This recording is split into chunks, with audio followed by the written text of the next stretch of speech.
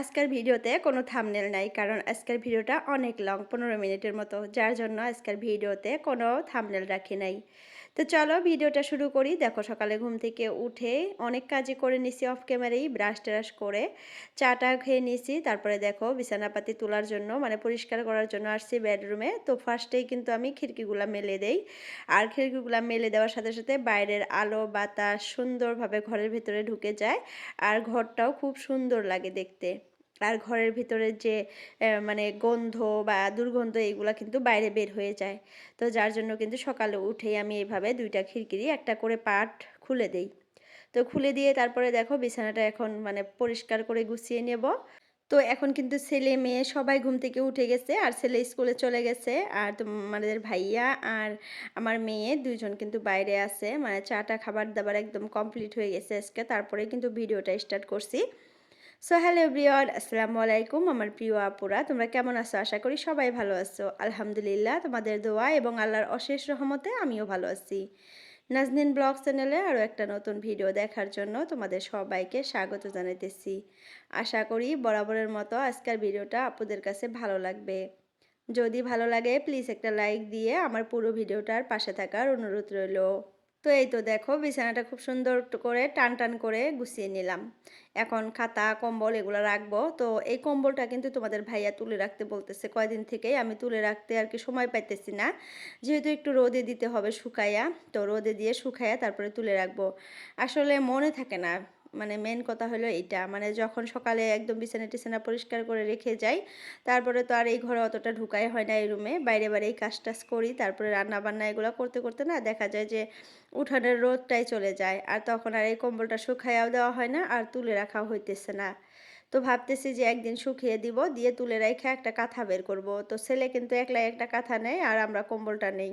আর এখন যেহেতু রাতে অনেকটাই গরম লাগে, তো কম্বলটা নিতে কিন্তু অনেকটাই প্রবলেম হয়, রাতে গরম লেগে যায়। আর আমরা কিন্তু শেষ রাতে মানে পাঁচা রাইতে কিন্তু এই কম্বলটা গায়ে দিই, আগা রাত্রে কিন্তু গায়ে দিতে হয় না। আগা রাত্রে অনেকটাই গরম লাগে, ফ্যান দিতে হয় একদম হাই স্পিডে।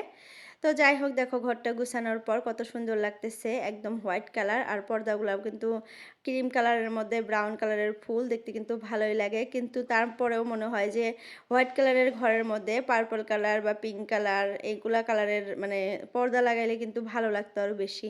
কিন্তু এটা কিন্তু স্ট্যান্ডার্ড কালার, ভালোই লাগছে, অতটাও খারাপ লাগে নাই। তোমরাও কমেন্টে জানাবা কেমন লাগছে। তো এই যে আমার মামুনিটা খেলা করতেছে বল দিয়ে গাড়ি দিয়ে, আর আমার ঘরটা দেখো কমপ্লিটলি সুন্দরভাবে গুছানো শেষ। এখন ঘরটা ঝাড়ু দেব, মুছে নিব। তার আগে দেখো তোমাদের সাথে একটা জিনিস শেয়ার করতেছি। এই যে পাপোশ দুইটা যে দেখতেছো, পিঙ্ক কালারটা তো আগেই আনা, আর এই যে ব্লু কালারটা কিন্তু আজকে অনলাইন থেকে অর্ডার করছিলাম, মানে অনেক দিন আগেই। তো আজকে আসছে, তো প্যাকেটটা আনবক্সিং করা হয়ে গেছে, তোমাদের সাথে শেয়ার করতে পারি নাই। তো আনবক্সিং করার পর তারপর ভাবলাম যে না আপুদের সাথে শেয়ার করি।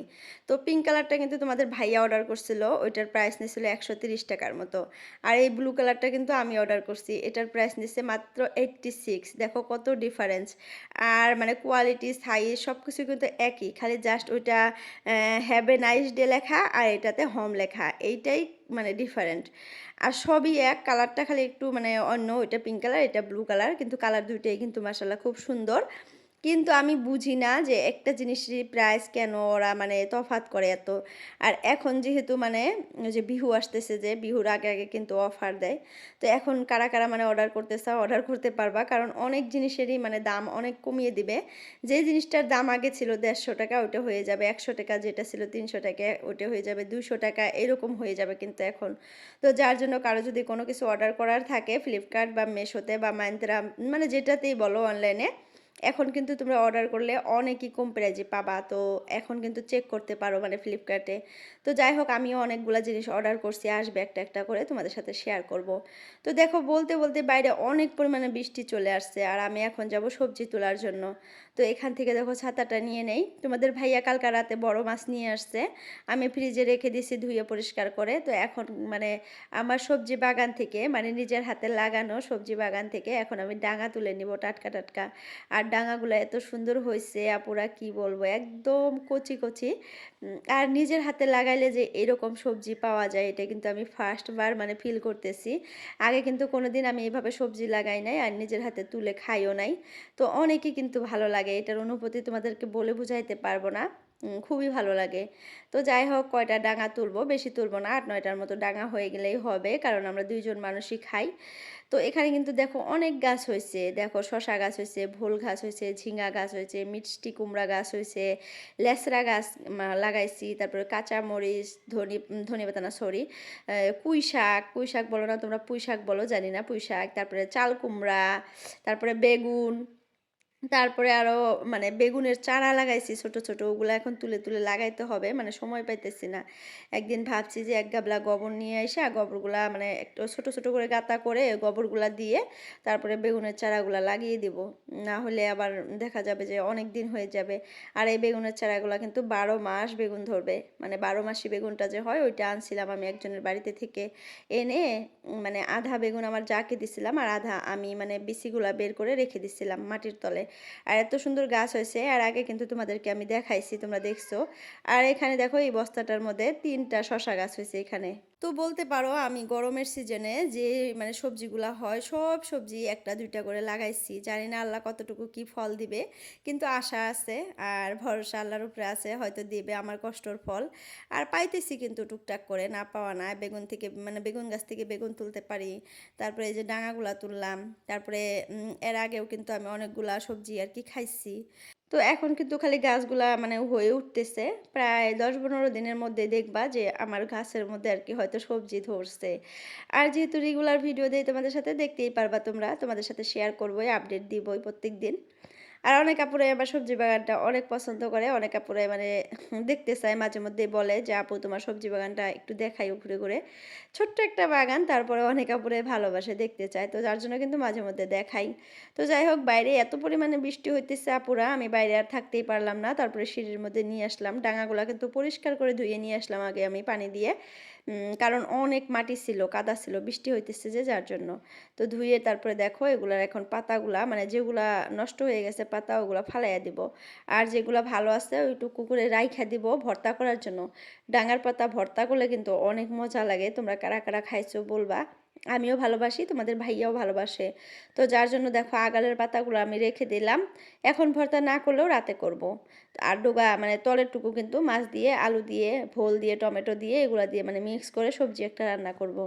তো এই কেমন করে যে বৃষ্টি আসলো না কি আর বলবো। আমি কিন্তু মানে ভিজে গেছিলাম, নাইটিটা চেঞ্জ করে নিছি, ওড়নাটাও চেঞ্জ করে নিছি, তোমরা দেখলেই বুঝতে পারবা। সকালে যখন আমি বিছানা চেঞ্জ মানে তুললাম, বিছানা পরিষ্কার করলাম, বেডরুমে ছিলাম, তখন কিন্তু নাইটি ওড়না অন্য ছিল। আমি একটু বাইরে গেছিলাম কাজের জন্য, একদম ভিজে পড়ে আসছিলাম, তারপরে ওগুলা কাপড় চেঞ্জ করছি। তারপরেও কিন্তু আমার অনেক সর্দি লেগে গেছে আপুরা। আবার আমি না এই যে এইভাবে অসাবধানতায় কাজ করি, যে একটু তাড়াতাড়ি কাজ করতে চাই, তখন দেখা যায় যে ছাতি নিব না কি নিব ওগুলো আর খেয়াল থাকে না, তাড়াতাড়ি করে করতে যায় একদম ভিজে পড়ে একদম একাকার হয়ে আসলাম। তারপরে আবার যদি জ্বর আসে তার জন্য তাড়াতাড়ি করে কাপড় টাপড় করে চেঞ্জ করে তারপর অন্য কাপড় পরে তারপরে দেখো আমি ডাঙাগুলা তুলে নিয়ে আসলাম, এত পরিমাণে ভিজে গেছিলাম। তো যাই হোক এই যে ভোলগুলা তোমাদের ভাইয়া কিনে নিয়ে আসছে, ভোলগুলা একদম বাত্তি হয়ে গেছে, মানে একটু বড় বড় সাইজের হয়ে গেছে। মানুষ টাকার লোভে মানে জিনিস একটু বড় বড় বড় সাইজের করে যাতে টাকা একটু বেশি পায়, কিন্তু বড় বড় জিনিসগুলো কিন্তু খেয়ে ভালো লাগে না। যেগুলো কচি হয় ওইগুলো কিন্তু ভালো লাগে। আর যার জন্যই কিন্তু আমি এই যে একটা একটা করে সবজি গাছ লাগাইছি, যাতে নিজের হাতে নিজের গাছ থেকে যখন যেভাবে ইচ্ছা করবে যে এইরকমটা খাবো, বড়টা খাবো বা ছোটটা খাবো, নিজের হাতে তুলে খাইতে পারবো। আর টাটকা টাটকা সবজি খেতে কিন্তু মজা বেশি লাগে। রান্না করলে কিন্তু ওই সবজিটার টেস্টটা অন্যরকম হয়। আর আমরা যেহেতু কোনো সার দেই না, জাস্ট খালি গোবরের সার, আর আমি কিন্তু অন্য কোনো সারই দিই না। বাজারে যে ইউরিয়া বা পটাশিয়াম আরও অনেক অনেক সার থাকে, ওগুলোর নাম আমি ভালো করে জানি না, যেহেতু কোনোদিন ইউজ করি নাই, জাস্ট খালি পড়ছিলাম যে আগে, তার জন্য কিন্তু বলতে পারলাম। তো যাই হোক ওই সারগুলা কিন্তু আমি কোনো গাছেই প্রয়োগ করি না, আমি সব কিন্তু গোবরের সার আনি, মাঝে মধ্যেই তোমরা দেখতে পারো। আমি অতটা শেয়ার করি না, যেহেতু মানে মানুষের বাড়ির থেকে আনি, বালতিত করে আনি, অনেক কষ্ট হয়। তো এক বালতি করে এনে মাঝে মধ্যে আর কি সব গাছের গোড়ায় গোড়ায় দেই এরকম। আমাদের তো গরু নাই, গোবরও নাই, মানুষের বাড়ির থেকে আনি। তো যাই হোক দেখো এখন সবজিগুলো একটা একটা করে কেটে নিতেছি, কেটে নিয়ে রান্না করব। আর তোমাদের ভাইয়া কিন্তু চলে গেছে চাটা খাইয়া, আজকে কিন্তু সকালে রুটি বানাইছিলাম। তো চাটা খাইছে চলে গেছে। আর এই যে দেখো ডাঙার আগাগুলা এগুলা রেখে দেব, ফ্রিজে রেখে দেব, রাতে ভর্তা করবো, এখন আর করবো না, এখন এই সবজিটাই রান্না করব জাস্ট, এখন আর কিচ্ছু করবো না, ভালো লাগতেছে না। আর তোমরা হয়তো একটা জিনিস নোটিস করছো না নাই, আমার আঙ্গুলের মধ্যে দেখো নেল পলিশ। আর এটা কিন্তু খুবই বাজে লাগতেছে। আর আমি কিন্তু দেই না। আর এখন নামাজ পড়ি না মানে পড়তেছি না ২-৩ দিন থেকে তার জন্য কিন্তু দিছি। আর আমার মেয়ে বিশেষ করে আমার আম্মুটা ছোট্ট আম্মুটা রাতে আরকি মানে দিবে কান্না করতেছে। ওর আব্বু কিন্তু ঈদের মধ্যে এনে দিছে একটা লাল টিকটিকা মানে আমি বলতেই পারি না। ও একটা দেখি যে মেহেন্দি নিয়ে আসছে ২ টা আর একটা নেল পলিশ নিয়ে আসছে ওর মেয়ের জন্য আরকি আম্মুর জন্য। তো ওই নেল পালিশটাই রাতে ওকে লাগিয়ে দিছি। লাগিয়ে দেওয়ার পরে ও মানে আমাকে লাগাইতে বলতেছে। আমার আঙ্গুল দেখিয়ে দেয় আর মানে কয় কি, "লাগাও, লাগাও, মা লাগাও, লাগাও, তুমি লাগাও।" মানে এখন কিন্তু আমার মেয়ে সব কথাই বলতে পারে। একটা, একটা করে সব কথাই বলে। মানে ভাত বাড়া দেখলে ওর আব্বুকে গিয়ে বলবে, "আব্বু ভাত খাও।" তারপরে চা যদি রেডি করা দেখে ওর ভাইকে মানে গিয়ে বলবে যে, "দাদা চা খাও।" তো এইভাবে কিন্তু সব কথা কোয়া শিখতেছে। আবার গোসল করতে গেলে কবে, "মা গা ধুবো, গা ধুবো।" মানে একটা, একটা করে কথা ফুটতেছে। তো ওইখানে আমাকে বলতেছে, "মা তুমি লাগাও, তুমি লাগাও।" তারপরে একটা আঙুলে লাগাইছি। এখন দেখি যে এমন দেখা যাইতেছে আর খুব বাজে লাগতেছে। তো ভাবছি যে আজকে মানে ব্লেড দিয়ে ছেঁচে, ছেঁচে তুলে ফেলবো। মানে আমার কিন্তু নেল পলিশ রিমুভার যে হয় ওইটা নাই। কারণ আমি কিন্তু লাগাইও না। আর ওটা রাখার কোনো প্রয়োজনও নাই। তো যেহেতু এখন আমার মেয়েটা বড় হইতেছে একটু, একটু করে আর এখনকার মেয়ে মানুষের কথা আর কি বলবো? আমরা মানা করলেও হাজার মানা করলেও ওরা লাগাবে। আর আমরাও কিন্তু একটা সময় লাগাইছিলাম মিছামিছি মানা করে কোনো লাভ নাই। সব জিনিসেরই একটা হাউস বা শখ থাকে, টাইম থাকে। তো এখনকার বাচ্চা-কাচ্চারা তো আরো অনেক মডার্ন, আমাদের থেকেও মডার্ন, স্টাইলিশ। তো ওরা একটু টুকটাক লাগাবেই। এটা মানা করলে আরো বেশি খারাপ হয়, তাই না? তো যার জন্য আমার মেয়েটা কিন্তু অন্য কোনো সাজ-পোশাক করে না। চুড়ি পরে না, গলায় মালা পরে না। তারপরে একটা বেল পরিয়ে দিলে মাথার মধ্যে পড়বে না। চুলগুলা সুন্দর করে বেঁধে দিলে রাখবে না। খালি কি করবে বলো তো? একটু লিপস্টিক দিবে, আবার ফোঁটা দিবে, আবার নেল পলিশ দিবে। এইগুলা স্টাইল ওর। জানি না কেমন ধরনের মেয়ে হবে এটা। মানে মনে হয় এগুলা পড়বে না। একদম সিম্পল থাকবে কিন্তু লিপস্টিক দেওয়াটা পছন্দ করে অনেক। আবার দেখি মাঝে মধ্যে ফোঁটাও দিয়ে আসে মানুষের বাড়িতে যাইয়া। আবার দেখি নেল পলিশও দিয়ে আসে মানুষের বাড়িতে গিয়ে। তারপরে ওর আব্বু এনে দিছে একটা নেল পলিশ এনে দিছে ভালো দেখে। মানে ভালো কোয়ালিটির আবার একটা লিপস্টিকও এনে দিছে দোকান থেকে। মানে দোকানদারকে বলছিল যে, "ভালো কোয়ালিটির দিও, ছোট্ট বেবি লাগাবে।" তো সেক্ষেত্রে দেখলাম যে একটু ভালো যেটা নেল পালিশ হয়, ওইটাই দিচ্ছে, ওইটাই আনছে। তো ওইটাই ওকে লাগিয়ে দিছিলাম। আর ওইখানে আমারও কিন্তু লাগানো হইছিল। তো আজকে তুলে ফেলবো ভাবছি। হয়তো অনেক আপুরাই ভাববে যে আপু নেল পলিশ দিছে নামাজ পড়ে না হয়তো। কিন্তু আমি নামাজ পড়ি কিন্তু মাঝে মধ্যে পড়া হয় না। হঠাৎই মিস যায় যেহেতু ছোট বাচ্চা আছে।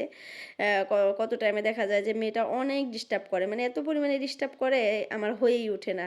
আবার দেখা যায় কাজের চাপ। তখন আবার মাঝে মধ্যে মিস যায়। তো বিশেষ করে আমার সকালের মানে ফজরের নামাজটা একটু মিস যায়। ঘুম থেকে উঠতে ইচ্ছা করে না। শয়তানে আমাকে একদম ধরে রাখে। কি আর বলবো আপুরা এত চেষ্টা করতেছি যে ফজরের নামাজটা পড়বো। মানে বহুত দিন থেকে চেষ্টা করতেছি কিন্তু হইতেছে না। একদম কাইজা হয়ে যায়। আর কাইজা নামাজ পড়বো না মানে ছেলেকে স্কুলে পাঠাবো তখন আর বুঝতেই পারি না। এরই মধ্যে একদিন অ্যালার্ম দিয়ে রাখছিলাম মানে ৫:৩০ ৫টার। অ্যালার্ম বাজছে কিন্তু আমি কিছুই বলতে পারি না। এত পরিমাণে ঘুম আসি।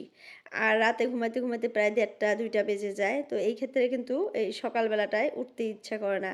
আর এটা কিন্তু অনেক বড় একটা বদ অভ্যাস, খারাপ অভ্যাস। এই অভ্যাসটার থেকে আমি অনেক মানে দূরে যাইতে চাইতেছি কিন্তু পারতেছি না। কেন জানি পারি না। তো মাঝে মানে আস্তে, আস্তে করে ট্রাই করব যে রাতে তাড়াতাড়ি ঘুমানোর আর সকালে খুব তাড়াতাড়ি উঠার। এটা কিন্তু খুবই ভালো শরীরের জন্য জানি। তারপরেও কিন্তু হয় না। মানে অনেক কিছুই দেখি যে আমরা বুঝতে পারি যে এটা আমার শরীরের জন্য ভালো, আমাদের শরীরের জন্য উপকার। কিন্তু আমরা করতে চাইয়াও আরকি করতে পারি না। মানে এরকম পরিস্থিতির শিকার হয়ে যাই মাঝে মধ্যে। তো রাতে দেখা যায় কি বিছানায় গেতে, গেতে আমাদের ১১টা বেজে যায়। তো বিছানায় গিয়ে মেয়েকে ঘুম পাড়াই, আবার একটু মোবাইলে কাজ-টাজ থাকে করি, আপুদের ভিডিও-সিডিও দেখি, লাইক কমেন্ট করি। অনেক রাতে কিন্তু আমি ভিডিও দেখি মাঝে মধ্যে, আবার দুপুরেও দেখা হয়। তো সেই ক্ষেত্রে এগুলা করতে, করতে ১টা ১:৩০ কোন দিক দিয়ে বেজে যায় আমি মানে বুঝতেই পারি না। আর এটা একটা অভ্যাস হয়ে গেছে। ১টা না বাজলে আমার ঘুমই আসে না। ১টা বাজবে মোবাইলটা হাতে থেকে একাই পড়ে যাবে, একাই চোখে ঘুম চলে আসবে। এটা একটা বদ অভ্যাস হয়ে গেছে। তো যাই হোক দেখো কথা বলতে, বলতে আমার রান্নাবান্না একদম কমপ্লিট। সব রান্না করে নিচ্ছি। এখন রান্নাঘরটা পরিষ্কার করে নেওয়ার পালা। আর প্রত্যেকদিন এইভাবেই পরিষ্কার করি আমি। যার জন্য কিন্তু অনেক আপুরাই বলো যে, "আপু তোমার চিমনি নাই তারপরেও তোমার রান্নাঘরটা কি সুন্দর পরিষ্কার।" যেহেতু একটু করে রাখি, একটু কষ্ট করে প্রত্যেকদিন এই কাজগুলা করি আমি। যার জন্য কিন্তু একদম পরিষ্কার। মানে তেল চিটচিটে ভাবটা নাই। আর স্ল্যাবটা প্রত্যেকদিন সাবান দিয়ে ঘষি আর সব জিনিস ভালো করে ২-৩ বার করে মুছে নেই পরিষ্কার করে।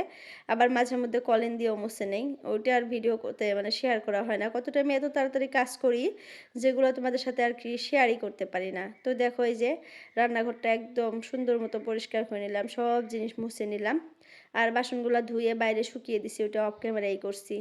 তো ডাইনিংটা এখন মুছে নেই। তো আজকের ভিডিওটা কিন্তু অনেক বড়ই হয়ে গেল আপুরা। তো ভাবতেছি আজকের ভিডিওটা এতটুকুই রাখি আর লং করব না। তো যদি কেউ নতুন আসো আমার চ্যানেলটাতে প্লিজ চ্যানেলটা সাবস্ক্রাইব করে অল নোটিফিকেশনটা ক্লিক করে রাখো। এতে করে আমি যখনই একটা নতুন ভিডিও আপলোড করব তোমাদের মোবাইলে নোটিফিকেশন পৌঁছে যাবে আর সময় করে তোমরা আমার ভিডিওটা দেখতে পারবা। সবার সুস্বাস্থ্য কামনা করে আজকের জন্য বিদায় নিলাম। বাই বাই, আল্লাহ হাফিজ।